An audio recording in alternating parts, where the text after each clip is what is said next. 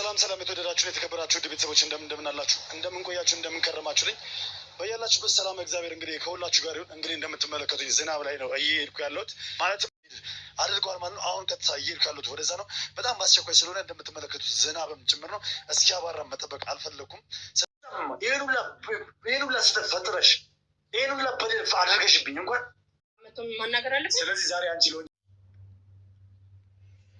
ሰላም ጤና ይስጥልኝ። ውድና የተከበራችሁ ውድ የሆናችሁ የኔ ቤተሰቦች እንዴት ናችሁ? ሰላም ናችሁ? ሰላማችሁ በያላችሁበት ያምዳርቻ ሰላምና ፍቅር እየተመኘውላችሁ ዛሬ መጣሁበት በአዲስ ነገር ነው። ልዑል ዛሬ በጣም ችግር ውስጥ ገብቶ ነበረ። እንግዲህ ሁልጊዜም ልዑል ታውቁታላችሁ፣ ሰው ያምናል።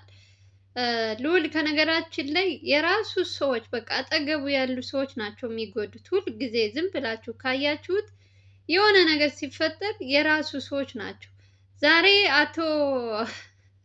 አቶ እንኳን ይቅርበትና የኤልሳ አባት እንግዲህ ብዙዎቻችሁ እንግዲህ ከሱ ራቅ አባቴ አታብዛ፣ ወጥመድ ሊያዘጋጅልህ ይችላል፣ ዝም ብለህ ከሱ ራቅ እያልን እኔ በውስጥ በሁሉም እንትን እላችኋለሁ። ግን ዛሬ ህፃኑ ልጅ እንግዲህ የኤልሳ ልጅ እስካሁን ድረስ አልዳንም። ከሐኪም ቤት አንዴ ከንትን እያደረጉት በጣም እንትን እንደታመመ በስልክም ነግሮት ነበረ።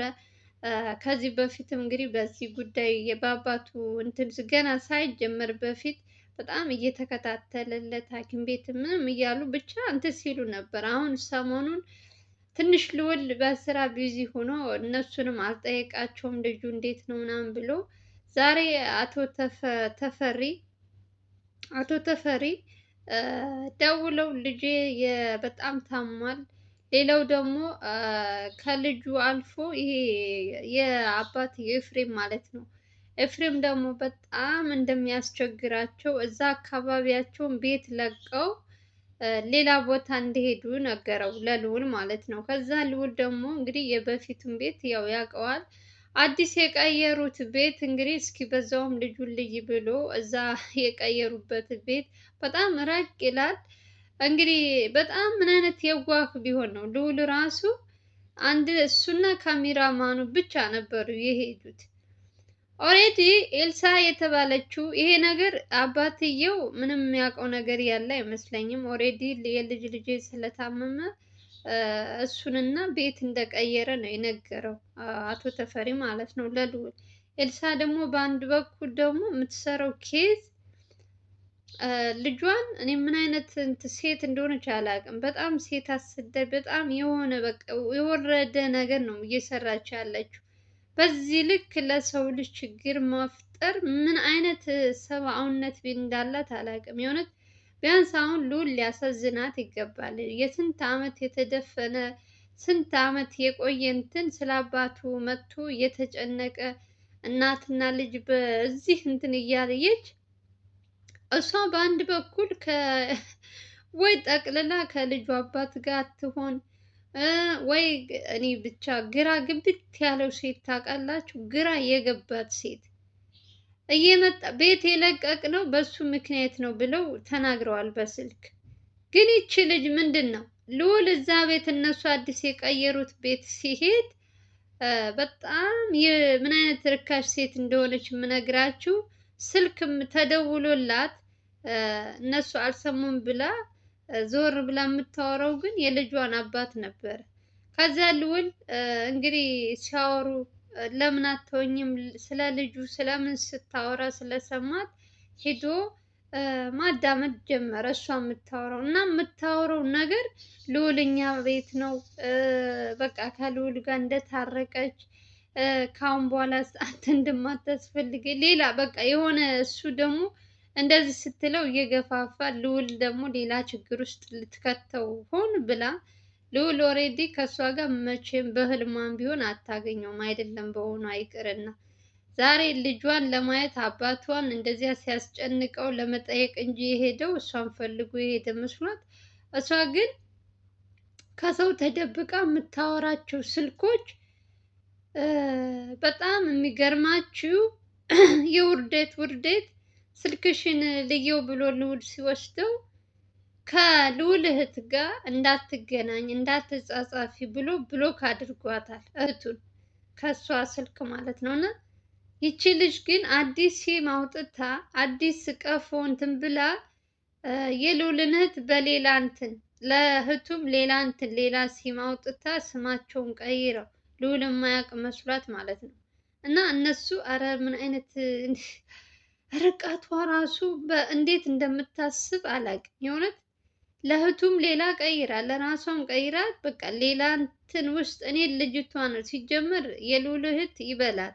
አሁን ከትንሽ ቀን ዝም ብላችሁ ታያላችሁ። የሆነ ችግር ተፈጠረ እህቱ እንደዚህ ሆነች ተብሎ ይመጣላችኋል። ከልዑል እየተደበቀች እየሄደች ወይም እንትናን እጎዳለሁ ብላ የምታደርገው ነገር በኋላ ዋጋ ያስከፍላታል። ኤልሳ ምንም ችግር የለባትም። እሷ መበቀል የምትፈልገው ልዑልን ነው።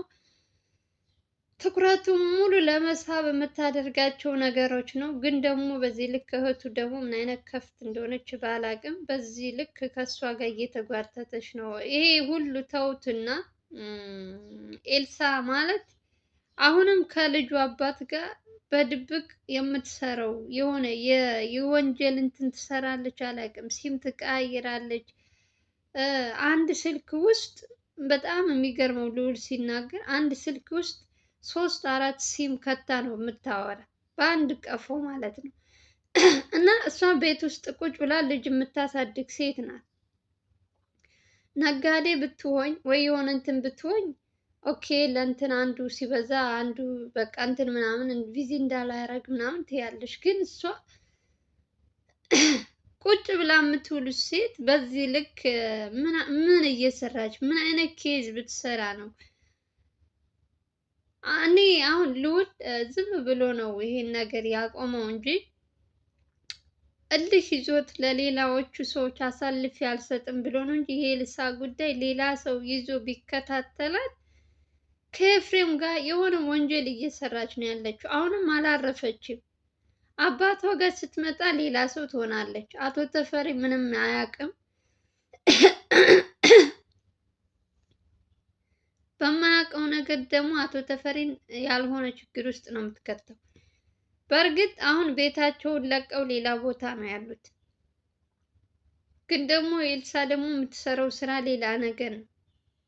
አቶ ተፈሪ ደግሞ እዛ ሰፈራቸው የለቀቁት ኤፍሬም የተባለው ሰውዬ ልጁን ወስዳለሁ እያለ ስላስቸገረ ነው።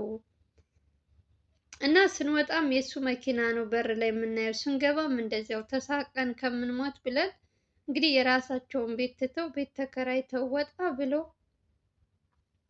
ነው የሚኖሩት። እና እሷ ደግሞ በአንድ በኩል ከአባቷ እየተደበቀች የምትሰራቸው ስራዎች ልዑል ጉዷን ያወጣባት። አልሰጥም ብላ ስልኳ ምን ብትደብቂ ነው ተብላ በግድ ማለት ነው ስልኳ ተፈትሾ ውስጥ ላይ ግን የምትጻጻፈው የምታወራው እንዳልኳችሁ ከአንድ አይሉ 3 ሲም ከታ ነው የምታወራው። ብቻ የራሷ ሚስጥር ቁጥር አላት። ብቻ ብዙ ነገሮች አሉ ከኤልሳ የተደበቀ ነገር። ሞት ደግሞ እሷን እየተከታተሉ ስትገባ ስትወጣ በደንብ ቢከታተሏት የሆነ ነገር እየሰራች ነው። የልዑል እህት አላረፈችም። አሁንም ከስልኩም ከራሷ የኤልሳ ስልክ ላይ ከእህቱ ጋር እንደምትጻጻፍ ስልኩ ሲታይ የሚሴጅ እንትኑ የእሷ ጋርም እንደምትጻጻፍ ነው እያየባት የነበረው። ግን እሷ አይደለችም እንደዚህ ናት ለመካድ ሞከረች። ግን እሱ አውቆባታል። እንግዲህ ስለ እህቱ ምንም ነገር ይፈጠር ምንም አይመለከተንም። ጨው ለራስ ስትጣፍጥ ነው፣ ያለዛ ድንጋይ ትሆናል። ተመከረች እነ ልዑል እነ አቤል እነ በእህቱ ጉዳይ ያልገባ ሰው የለም። እና እሷ ደግሞ እምቢ ካለች ምንም ማድረግ አይቻልም። ኤልሳ ተባባሪ ሆና የገዛ ወንድሟን ችግር ውስጥ ለማስገባት ከተነሳች ምን ማድረግ ትችላላችሁ? አቶ ኤፍሬም ማን ነው? አቶ ተፈሪ ምንም የሚያውቁት ነገር የለም ዛሬ። ምክንያቱ እሱ እንደሆነ ቤታቸው ላይ እየመጡ ሲያስቸግሯቸው ልጄን አያለው እያለ ማታ ማታ እየደወለ ከእሷ ጋር ሲጨቃጨቅ ምናምን ነው እያለ ለልዑል ሲነግር የነበረው። ከጀርባ ደግሞ ያለው እንግዲህ ፈጣሪ ይወቅላቸው። እኔም ለምን ታዲያ ይሄ ነገር ሲፈጠር ለሌላ ሰው ደውለ አያሳውቁም? ልዑልን እዚህ እንትን ለምን አያወጡትም? እሱም ነገር የሆነ ነገር ሲፈጠር ሲደወልለት ሩጦ ነው የሚሄደው። የሆነ ነገር ስንት ሲል ሩጦ ነው የሚሄደው እና ችግር ውስጥ እንዳይገባ ነው የምፈራለት። የእውነት አሁን ጥላቶቹ በዝተዋል። የልዑል የገዛ ወንድሞቹ አክስት፣ አጎት የተባሉት ሁሉ ከጀርባው ሴራ ነው የሚያሴሩት እንጂ እውነት ወንድማችን ልጅ መጣ ብለው ተደስተው የሆነ እንትን ምናምን ሲያደርጉለት አላየንም። እነሱ ስለ ንብረት ክፍፍል ስለምን ሲያወሩ ነው የምንሰማው። ስለዚህ ራሱን ቢጠነቀቅ ብዬ ነው የማስበው። ዝም ብሎ በተደወለለት ቁጥር ተነስቶ የሚሄድ ከሆነ ነገ ጧትም ሌላ ችግር ውስጥ ነው የሚገባ። እንደ ማነው ስሙ መስፍን የተባለው ሰውዬ ስንት መከራ እንዳሳየው አይቷል። ስንት ቀን ከከፍቶች ጋር አስሮት መከራውን ሲያይ ነበር። አሁንም ያ ነገር እንዳይደገምበት እኔ በጣም ነው የምፈራለት።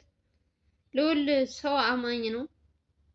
ከእህቱ ማየት ይችላል። እህቱ እንኳን ምን አይነት እንትን እንደምትሰራ ከሱ ጀርባ እና እሷ ካልታመነች ኤልሳን ማመን አቶ ተፈሪ ማመን እኔ ያላቅም። የሆነ ጊዜ አንዳንድ ጊዜ ያልሆነ ችግር ውስጥ እነሱም ተገደው አድርጉ የተባሉትን ሊያደርጉ ይችላሉ አማራጭ ሲያጡ። ስለዚህ ልዑል በራሱ ላይ መወሰን አለበት ብዬ ነው የማስበው። እንግዲህ እግዚአብሔር ይጠብቀው። እናቱ ጋርም ያልሆነ ነገር እየተነጋገረ እናቱም የሆነ በቃ አላውቅም፣ በጣም እናቱም እየተጫነችው ነው ይሄን ነገር እንዲያቆም ምናምን። ደግሞ በአንድ በኩል ደግሞ ስታዩት የብዙ ሰው እንትኖች ደግሞ እንዲያቆም ልዑል አይፈልግም። ሚዲያ ላይ እንዲጠፋ ልዑል አይፈለጉም። ብዙ ሰዎች ይፈልጉታል።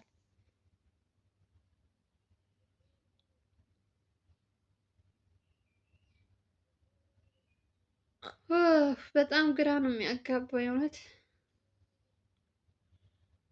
ሰው በዚህ ልክ ሲከፋባችሁ ደግሞ በጣም ነው እንትን የሚለው። ወንድሞቹ፣ ጓደኞቹ፣ የገዛ ጓደኞቹ በዚህ ልክ እየተሯሯጡለት፣ እህት የተባለችው ደግሞ ቁጭ ብላ ሴራ ታሴራለች። አትጻጻፊም ብትባል ሌላ ሲም አውጥታ ሰጠቻት። ወይዘሮ ኤልሳ የተባለች ሴት ምን አይነት ጉድ ነው በእናታችሁ! እኔ ሴት አሰዳቢ እንደዚች አይነት ሴት አላየሁም። የሆነ ሰው አልፈልግሽም እኔ የራሴ አዲስ ህይወት አለኝ ብሎ ከሄደ በኋላ እንደ አዲስ ደግሞ እሱን ወደ እሷ ለማቅረብ በየጊዜው አዲስ ስበብ እያመጣች ዛሬ ልጄ ታሟል፣ ልጄ እንዲህ ብለዋል፣ ኤፍሬምን ቤቱን እንዳንቀመጥ ከልክሎናል፣ ልጄን ወስዳለሁ እያለ እያስፈራራን እያሉ ስልክ ደውለው ያልሆነ ነገር እዛ ቦታ ላይ ሲሄድ እንኳንም ሄደ። ግን ዛሬ የእውነት ዛሬ አቶ ተፈሪ ቤት ልዑል መሄዱ ደስ ብሎኛል። ለምን አትሉ? የእህቱን ጉድ የኤልሳን ጉድ በስልኳ ምን እንደምታወራ ምን እንደምትጻጻፍ ስልኳ ላይ ምን አይነት እንትን እንደምታይ እንግዲህ በራሱ አይን ስልኳን ወስዶ አይቷል። አላባቷም አሳይቷታል። እና ካሁን በኋላ ባልሆነው በሆነው ልዑል እንትና ታመመ፣ ሕፃኑ እንዲሆነ እያሉ ኤፍሬም አላስቀምጠን አለው እያሉ አይደውሉም። ምክንያቱም ትንሽ ያሳፈራቸው ይመስለኛል ዛሬ። ኤልሳም በትንሹም ያው እሷ እንኳን ድርቅ ያለች ደረቅ ናት፣ የምታፍር ሴት አይደለችም። ከነገራችን ላይ ለምንም ነገር ፊት ለፊት ነው የምትናገረው።